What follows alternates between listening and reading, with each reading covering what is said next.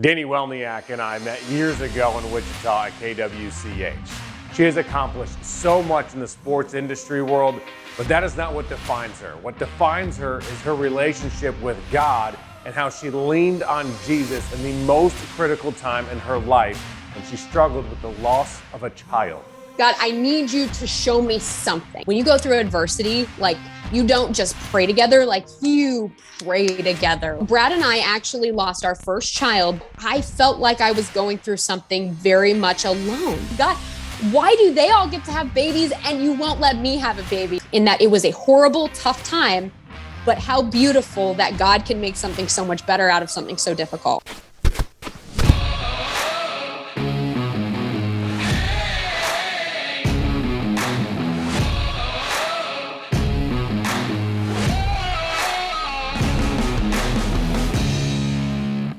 Thanks so much for coming on A Relatable Journey. By the way, you've broken another barrier, the first female, like you have been in multiple facets of your career so far. So congratulations. Thank you so much. Hey, you know what? I go back to a quote from Katie Sowers and that she says, you know what? It's great to be the first, but the whole goal is to not be the last. So hopefully you get to have lots more amazing women and hopefully more amazing women than myself on this podcast. What is let's start with kind of your life journey. How did you get to Kansas City to be the sports director there? Oh gosh. Version. Cliff note version. Okay. So we'll just focus on the career path for right now. And then we can get into more of the details and the nitty gritty later about how it all developed. But Cliff notes version is I grew up in DFW. I ended up going to school at Oklahoma State. Found their sports media program there, decided that I wanted to pursue that after having played 5 seasons in the women's professional football league. And right, let's stop there. We're gonna jump in and jump out of this. We're just right okay. Now. It's like This Is Us, we're just gonna go forward and then jump back so we can explain it. So let's jump in on you playing women's professional football. How did that come about? So my friend's cousin in Texas actually played wide receiver for the Dallas Diamonds. And she came out to a softball game and told me about this team and said that, they were having tryouts. And I'm like, okay, a woman in Texas playing football, the whole pads, helmets, everything, 11 on 11, NFL rules.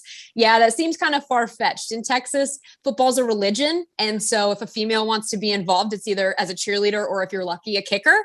And I wanted to do so much more than that. So I ended up going out to one of their tryouts. I ended up falling in love with it.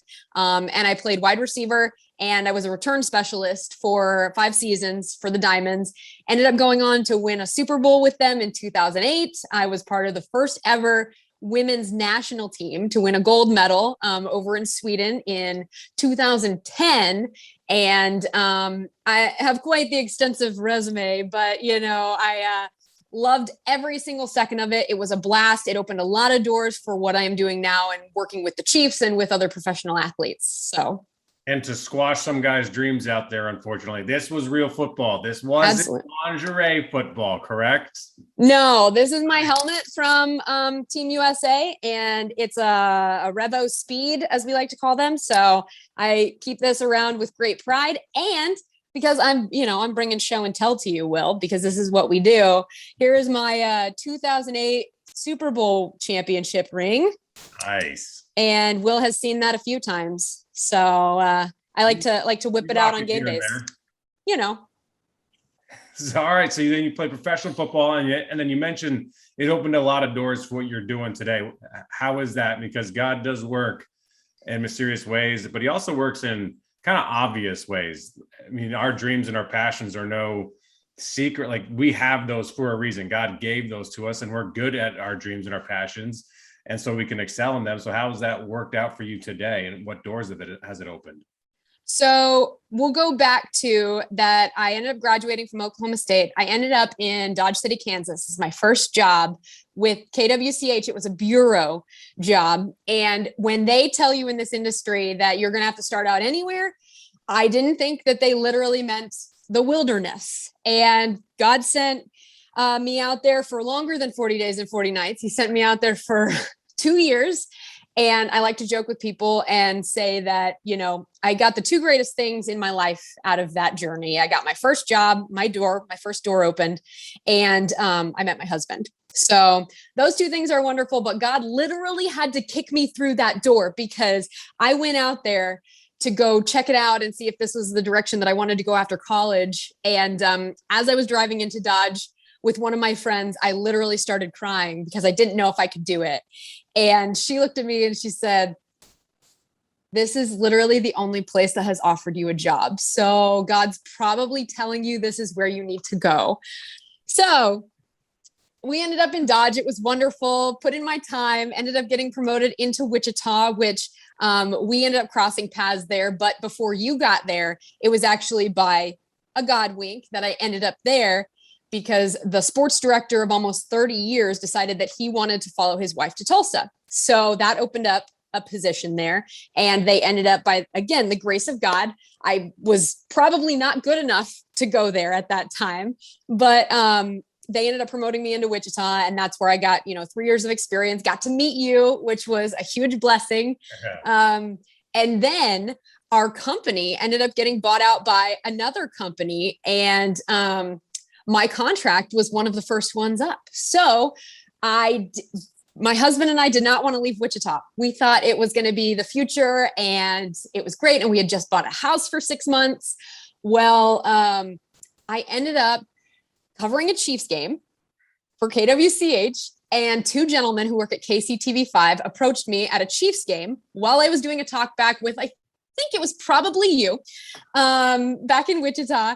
And they said, "Hey, we're looking for somebody to fill this role. I'm about to leave, so you should come and talk to the news director, just kind of feel it out." I'm like, "Yeah, it never hurts to interview, right?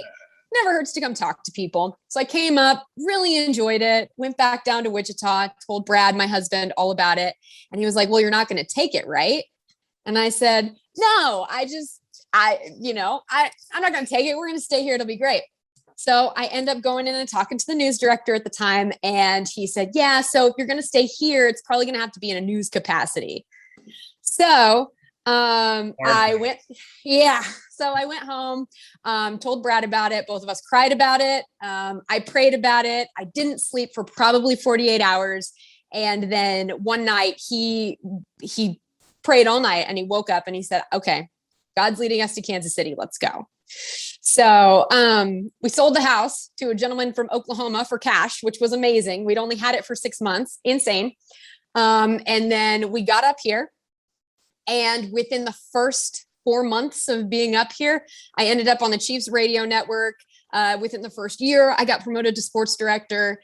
And it has been a beautiful, amazing, crazy, wild, awesome journey in the process. How would that journey have looked? And I don't know that you can even picture it without God. I mean, God, how much did you lean on him throughout all of it? Every single second of the decision-making process. In the end, it was me sitting down and reading my Bible and me talking to God. And a lot of times not hearing him, but just saying, "God, I need you to show me something. I just need some kind of sign." And in the end, it wasn't necessarily a sign that was given to me, but it was given to the people around me and the people that I love. And he just gave me a peace that surpasses all understanding. And I will never quite look back on those times and think, "Man, I could have gotten through that on my own," because I couldn't have. And that was just the start of it. I mean, there's so much more that once we got up here, that we ended up going through, that you just can't do without having the Lord in your life and him being a rock and a staple. Just marriage in general, having a child, losing a child, all of that in general has been just, it sounds horrible, but I can look back on it and recognize the collateral beauty in all of it because of what the Lord has created out of those difficulties and those circumstances. Let's now rewind back to your foundation of your faith. How did you come across God? When did you learn about God? When did you really dive into your relationship with him? Oh, this is so tough because I actually have kind of a complicated background when it comes to religion and Jesus. So I grew up from like birth until about 10. I was raised in a Catholic home. My dad was a very strong, devout Catholic. And that's just how everything was. And it was more so a religion than it was a relationship. And being a kid, you don't really know that or recognize that at the time. I was 10, my brother is 2 years younger than me, and my sister is 1 year younger than him. So, and then being the oldest, you're trying to navigate all of it. You know, my mom's my role model. So what does she want us to do? So there was a lot of anger there for a while. Then finally, we started getting back into it and realizing that there's this empty hole, and you can't fill it with earthly things, because that's not how life works. And so I think it was in those times that the Lord drew us back to him. And my sister actually ended up going with a friend to a church that was close by. And because she started going, my brother and I started going, and then my mom started going. So it was like, okay, this is God working in us. And even though it didn't happen maybe immediately, it was something that we learned to have more of a relationship with him. And I'm a firm believer that those who have been with him the whole time, sometimes you don't have that reinvigoration of your faith in your relationship like someone who has left and come back, kind of like a prodigal son. Sure. And I feel like that's kind of how our story is that we always believed in Jesus. We always loved Jesus. We knew that God was the almighty and all powerful, but we didn't have that relationship like he is my Abba Father, like he is going to be there to hold you when, your family isn't. So it's getting emotional. It's so good. It's awesome. How does he play a role in your life today now that that relationship has matured? How was that relationship different? It's without question the foundation of everything and every decision that I make. And that was a big thing going into my relationship with Bradley when we first met, was that we had those difficult conversations early about our faith and our decision making. And are we on the same page? Are we going to be unequally yoked? Or is everything that we have worked for up to this point in the relationship that we've created with Jesus, is that going to be the foundation of our marriage? Are we going to be working together to do something, or are we going to have a triangle that's even stronger? And are we going to be working together to pursue him? And that's ultimately what I wanted out of a marriage. And that's what I want out of a life. And without that as your pillar and your staple of the direction that you're going, for me, that's my why. Like, I go to work every day because I want to be a light, and I want to share other people's stories, and I want their religion to be at the front and their faith to be foremost, and their personalities and the light in them. I want to bring that to other people to impact them and influence them. And I want to work as if working for the Lord and not for people, because if you work for people, you're always going to be disappointed, or you're always going to be hurt, and you're always going to be upset, and you're not going to understand the ways of the world. But that's not what we're designed for, right? Like, we're designed for something so much better. And so if you can lead people in that direction with everything that you do, that is going to set you up for success, and it's going to make you a more confident and stronger person in the end. When you work for people, you're always chasing a different goalpost. You're chasing a different truth. You're chasing a different everything. And it can change with the same person a million times. You have to always remember that the corner office is always held by God, and that truth never moves. It's always stagnant. Whether you like it or not, it can Correct. be difficult, but it's always the truth, and it always will end you up in the right spot, even though on earth it could get you in some earthly trouble, I guess, especially in these times right now.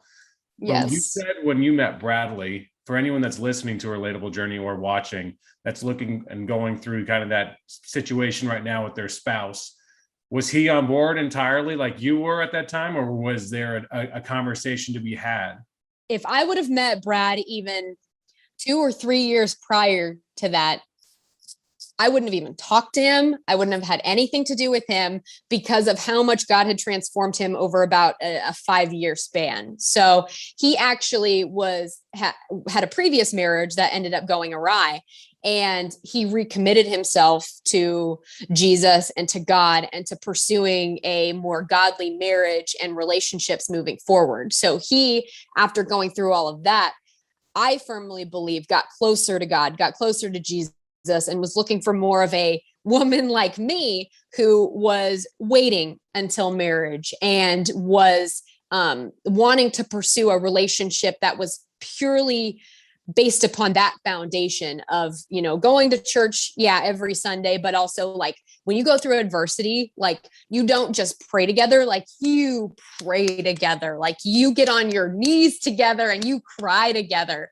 And so that was something that I don't think he would have wanted to do or found the passion in doing just years before. And so when we had that conversation, it was beautiful to be able to be completely honest. And that's my thing with anybody going into a relationship.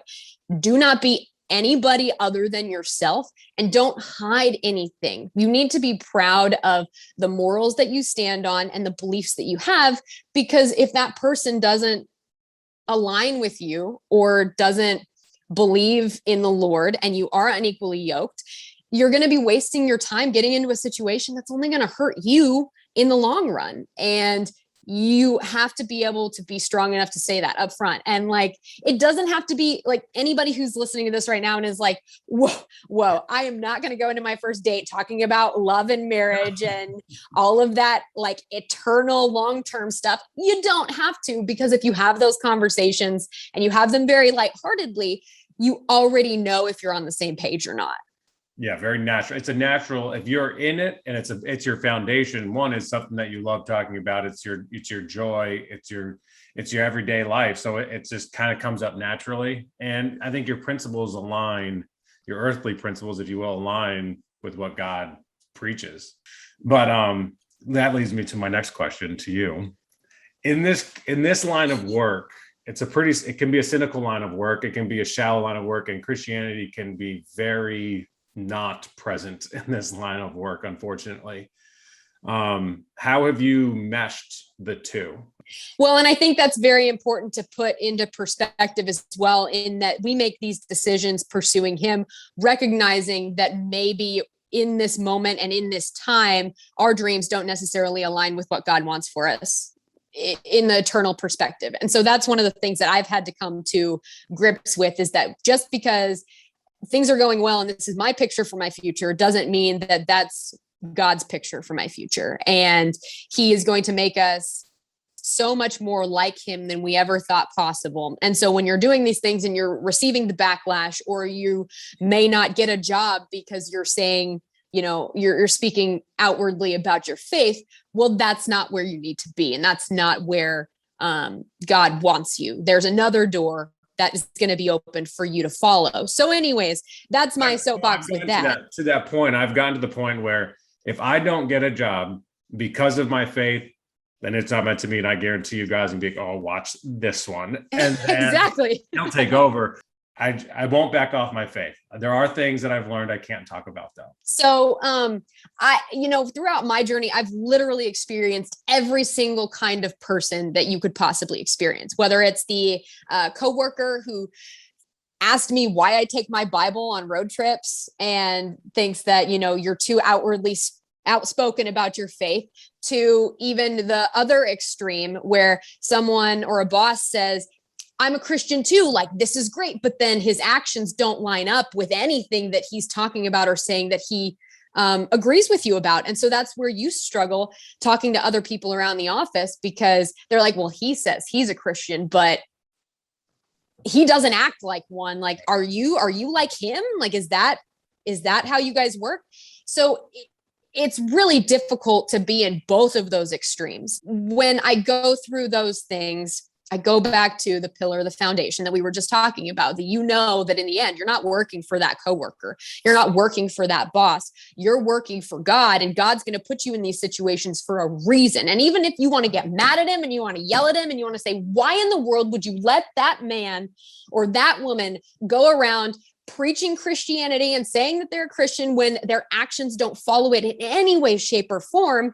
You have to be that person that stands up for the things that are right, and you have to act rather than just talk. And that's my biggest thing, is that in every single situation that I've been in, there are a lot of times, and anybody in any work situation can probably relate to this, that you will have opportunities to get ahead or to get a better job or to get paid more or to be in a better situation or to actually pursue your dream. But in the process, you lose part of your faith, you lose part of your soul, and you end up hurting other people in the process. And you have to be so aware, because in this world, it's so easy to do that.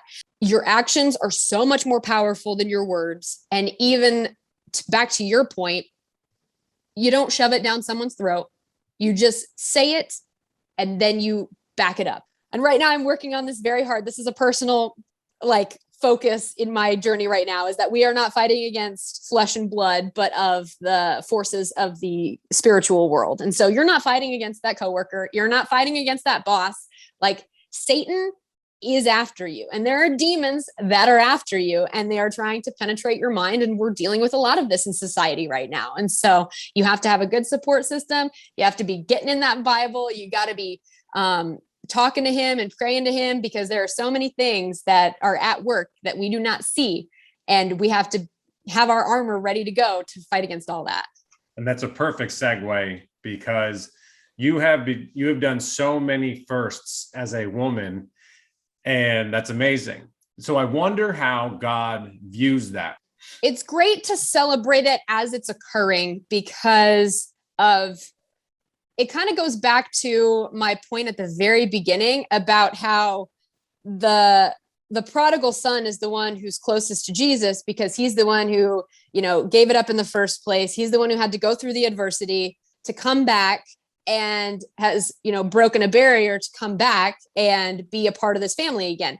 And so I think that those who have experienced adversity, and I mean, it's all of us. It doesn't matter what color you are or gender you are. Like, we all go through something incredibly difficult. And once we get to the other side of that, or we start breaking through that, it's a moment to celebrate. And I think that we should be celebrating all of these little victories. I'm a big proponent of the positive energy, the positive vibes. Like, we should be building each other up, and we should not be tearing each other down. And that goes back to the thought process. Like, we think things sometimes that we should not say out loud, and that's totally fine, because that's why they're in our head, and we have the ability to control our mouths. And so to celebrate people with our mouths will make us better as people. It will make us more like Jesus, because that's what he did. He celebrated his disciples. He celebrated the sinners and the people that were far from him. And he invited those people in. He made them better, and he celebrated their wins. And that's why I think it's so important to lift each other up,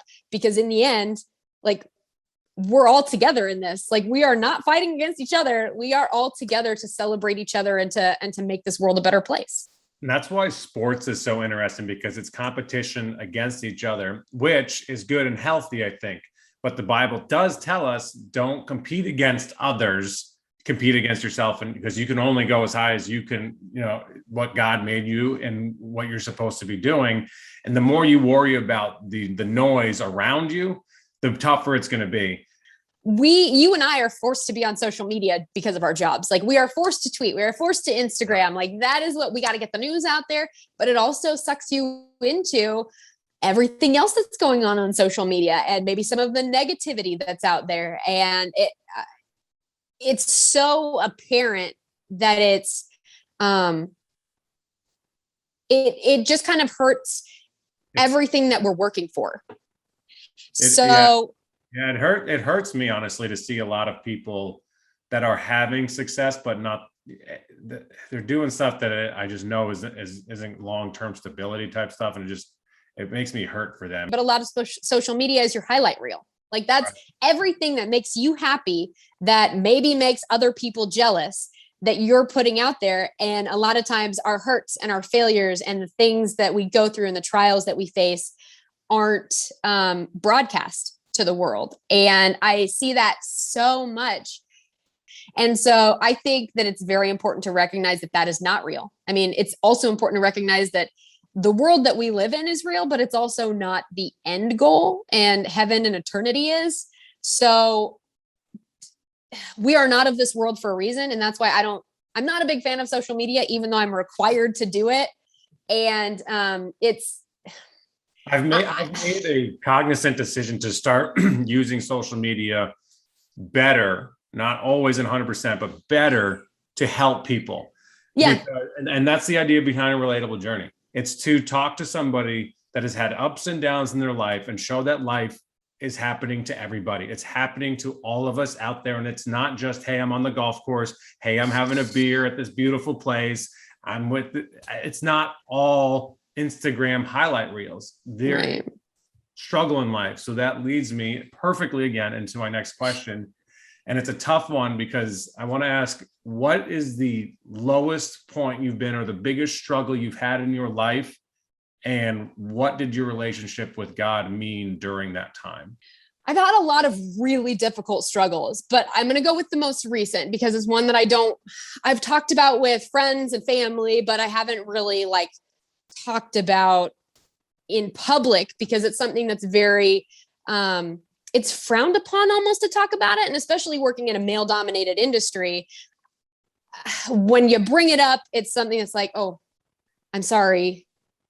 And then you just kind of move on. So Brad and I actually lost our first child back in, would have been September of 2019. And it was one of the most difficult things because as spouses, as people, we grieve very differently. And we had to learn to grieve together. Again, get on your knees and pray together, cry it out together. He's one who shuts down. So it's two totally different kind of approaches to grieving. But I didn't really have anyone around me who had been through it before. After doing a lot more research, I recognized that 1 in every 4 women has a miscarriage at some point, and it's actually something that happens a lot. And women go through it and families go through it quite a bit. But not having that in my inner circle, I didn't post anything on Facebook. I didn't talk about it with anybody outside of my inner circle. And so I felt like I was going through something very much alone. And even though we rely on our faith and that we know like, okay, God, you got me, like, you're going to get us through this. There were still moments that you would ask God, or you'd scream at God, or I would scream at God and be like, why? I don't understand. And it goes back to the social media, in that I'm very much at an age that all of my friends are having children. And so it was like, oh, baby picture here. Oh, baby picture there. Oh, how cute is my baby? Oh, we just had a baby. And all I wanted to do was just take my phone and throw it through the wall and say, God, why do they all get to have babies and you won't let me have a baby? And so it was just one of those times that really defined me, I think, as a person. And I was also going through a lot at work too. So it was all like it kind of compiled all together and really challenged my soul and really challenged my relationship with Jesus, because I didn't know why. And like you and I, as journalists, we need our why. And there's a lot of times that we will go out of our way to find why something is happening or why someone feels some way, or the answers are usually there. But that's why faith is so beautiful, is that a lot of times the answers aren't there immediately, but then they come to you and God reveals them to you in his own time. And so now that we're, a little over a year and a half, almost 2 years removed from that, I look back and we would not have our little one right now. Her name's Cameron. She's about a year old. We would not have her if that would have come to fruition. Who knows what God had in store with that situation? Whether it was work related, whether it was my physically related. And without that moment and without that first child, Brad and I would not have been ready for having a child. And so it was really challenging, but I go back to my first statement in that now we look at it with that collateral beauty kind of look, in that it was a horrible, tough time, but how beautiful that God can make something so much better out of something so difficult, right? Like, yeah, it's incredible. Sure. He can see everything. I mean, he sees everything at a 30,000 foot view. He knows what's going on. We can see like 10 yards in front of us. So, I mean, heck, we can't land planes if we don't have a certain amount of visibility. He can see trillions of years, ahead, and he knows what's going on. So, but in your description, you described a lot of your anger at the time. How did you and when did you get past the anger part to start leaning on your relationship and starting to grieve / starting to, I don't want to say get over it, but starting to progress, if you will? I think that it all kind of goes hand in hand. Like most people will tell you that there are steps to grief, which is absolutely psychologically accurate. But I think when you have God and Jesus to lean on, it's almost like it all works hand in hand. And so like being angry was part of getting over it. And being angry actually made my relationship with Jesus more intimate because he already knows that I'm mad at him. Like he already knows that I'm angry at the situation. So I'm not telling him anything that he doesn't already know. And so being able to just kind of release that physically and to be able to come to him closer and say, hey, look, I'm mad right now, but I'm still praising you while I'm angry. Like I'm still going to throw this phone at the wall, but I still think you're amazing. So it's one of those things where I also had to look at it from, that 30,000 foot view and recognize that he's got us under control and he's holding us. And that was never a question from the beginning. It was just very much human nature that you question why, and you get mad and you get sad and you're confused and you just go through this whole range of emotions, which actually I think is what makes our faith so special, because you can have those and not be ashamed to have all of those different feelings when you're going through adversity. And it's a relationship. I mean, every relationship has all the emotions. So God wants you to be overjoyed with him. He wants you to be sad with him. He wants to be able to be angry with you. He wants you to express yourself as emotionally as you see fit. And if you can't go to him, then that's not the true relationship. And so right. I think that's absolutely amazing how you line that up. And you brought the yoke analogy in the Bible. It says, take my yoke upon, put it upon yourself. And, your life is much easier. And it sounds like during that time, you put a lot of trust in him that he knew what was going on versus putting it on your shoulders like it's your fault. Or did you go through that as well? I think that without question, you go through that because you are the one carrying it. Like, I know that a lot of women go through that now, having, the 2020 perspective and looking back and having done my research and now knowing women who are also going through it. It's normal to think, what did I do wrong? Was it the stress at work that I was going through? Should I not have been doing this at my job that, maybe is the reason that I lost this baby? Or was it that I, was eating something I shouldn't have? Or like you go through literally every single thing that you've done. But in the end, it's all just questions. Like you're just questioning it. And again, there's no why, there's no answer. There's no real answer. And so Brad was a big part of helping me through that initially, was that he would continually tell me when I would bring something up, like, maybe it's this, it's not your fault. Like, okay, that's great. And then we'd move on. And then we'd come back to it. And I'd be like, well, maybe it's this stuff going on at work. He's like, it's not the stuff going on at work. It's not your fault. Like, God's got this. So we have two different ways of grieving, but in the same way, we were able to balance each other out. He was able to keep me calm in moments where I was angry or I was questioning myself and questioning the situation. And then when he didn't know what was going on or why he felt the way he was, I would be the other part of that yin yang and be able to tell him and lift him up like, hey, we're going to get through this. Like, God's got us. Like, this is not the end of it. This is not the end. Like, and if this is the end, there's so many other options and God has so many other plans for us. Like, there's adoption and we know people who've gone through adoption and it's been beautiful and amazing. And I also am a firm believer now, looking back at it, that there are women that go through a lot more than what we went through. And there are families that go through a lot worse than what we went through. But I also think that your adversities create a platform for you to help others. Like, I was in such a dark place, I think, because I didn't have anyone around me. Like, most of my friends are guy friends. And so they have no idea what's going on. And most of the women that I worked with or that I'm around a lot are younger and they aren't married. So they don't know what all this is. And so I needed someone that I didn't know to come up to me and say, hey, like, I've been through this. It's okay. And now I get to be that person for other people that I come across or that I have met in the last year and a half and say, look, this is what I went through. Like, let's get through it together. Like, you don't know me, but I've been through this. So let's pray about it. Let's lean on our faith, and whatever you got to do, like, I'm only a text or a phone call away. And I think that's so important. And I know even in your situation, like, there have been a lot of moments where you've been able, like, even in Wichita, stuff that you'd been through that like we didn't even really know each other, but you were able to say, hey, like I've been through this. Like I know what it's like to go through this adversity, and like you don't really know me yet, but we're going to get through it together. It's going to be okay. Fellowship is so important. I mean, having people around you that have the same, that are also part of God's family is absolutely critical. And that's why I think it's so important that if we utilize social media, I don't know what properly is, but at least sharing our ups, sharing our downs, sharing who we truly are. And social media would just be so much better if we were real on it. And just to kind of bring that back into the conversation. But you mentioned the triangle before with Brad, yourself, and God and your relationship.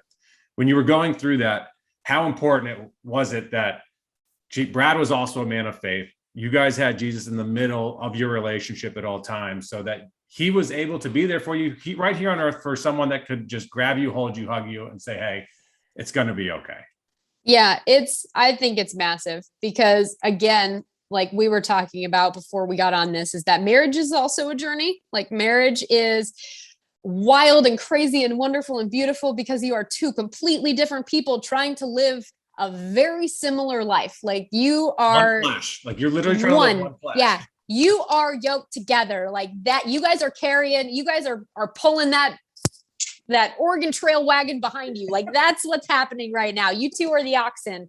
Let's go. And a lot of times when you go one way, that yoke is going to bang the back of your partner's head. And it's a process. So The two of you guys are stuck together for the long term. It's so important that you are on the same page when it comes to faith, because if you are not, that is the quickest way for the devil to get a foothold, and he will separate you. The devil comes to seek, kill, and destroy and isolate. And when we are alone, when we are by ourselves, when we don't have each other, when we don't have that fellowship, it is incredibly difficult to get through any kind of adversity together when you don't have that bond and that rock of faith and God at the center of it all. To put a bow on the last topic, what would be your advice be to anybody that's going through what you went through, and how to grieve, what their next step should be? What would your advice be? I think the biggest thing is just to pray. You may feel alone and you may feel depressed and you may not feel like you have anyone. God's going to bring you back together. If you both have faith in him, he will bring you both back to the same place, and he will give you a peace that you do not even understand. And again, with the why, like he may not give you a why now. You know what? He won't give you a why now, but expect that he will give you a why someday. That's a reason enough, because he's got bigger plans for you. Oh boy, Dani, you're the best. What is your overall advice to everybody in their journey? What do you want them to take away from your life journey? Be yourself. Don't be afraid to be yourself. Like if you have strong morals, if you have strong beliefs, don't allow other people to influence the way that you think or the way that you believe or the rock that you stand on. Like that is you, and you will not be happy if you are not you. Then I think my second thing is build each other up, lift each other up, find the collateral beauty in the terrible things in life, and celebrate every little thing that people do. Like you have no idea how big your impact is. Even if you feel like you don't have any friends, you don't have any family, and you're all by yourself and you're all alone, keep praying about it. You are impacting people without even knowing that you are impacting people, and always try to do it in a positive way, because you never know when, like 5 years or 6 years down the line, you're going to end up on somebody's podcast called A Relatable Journey because you guys became friends in small town Wichita. We were driving to Lawrence to cover a KU game, and I never listened to Christian music because I always thought it was so terrible. Like I thought it was just horrible. And you put something on the radio. I was like, oh, who's this? I like this. And I think it was Country of what's that band's name? I'm bad with music. King and Country? King and Country, something like that. And so now it's like 99% of the music I listen to. Isn't that crazy? And it's because we were lost in Lawrence. We couldn't find, like, where we were supposed to park around Allen Field House. And we were like, oh my gosh, what are we doing here? Why can't we figure this out? No, that's like half of our job. But seriously though, no, it's something as simple as that. Like I wasn't a big fan of Christian music until one of my teammates put on Lecrae in a locker room. And I was like, whoa, this is the jam. I love this. There's no cussing and it's rap. She's like, yeah, it's a Christian rapper. It's Lecrae. It's whatever. I'm like, oh, this is amazing. So yeah, it's just those simple moments you don't think anything of. And again, you might be frustrated in those moments. And sometimes even your darkest moments are when you're still impacting people. So we might have been looking around Lawrence and I might have been so mad and frustrated, but I turned on that Christian music to calm myself down and it changed your whole music perspective. Indeed it did, Dani.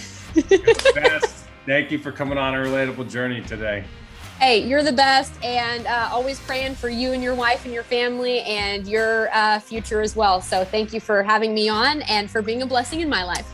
Thank you for joining us on A Relatable Journey today. Now we need your help. We want to get this in front of as many people as possible. In order to do that, we got to please the algorithms on all these platforms. This is how it works. You got to follow or subscribe on your platform and then leave a 5-star rating and write a review. I know it can be a lot, but please help us out with this. Because of you, this is A Relatable Journey.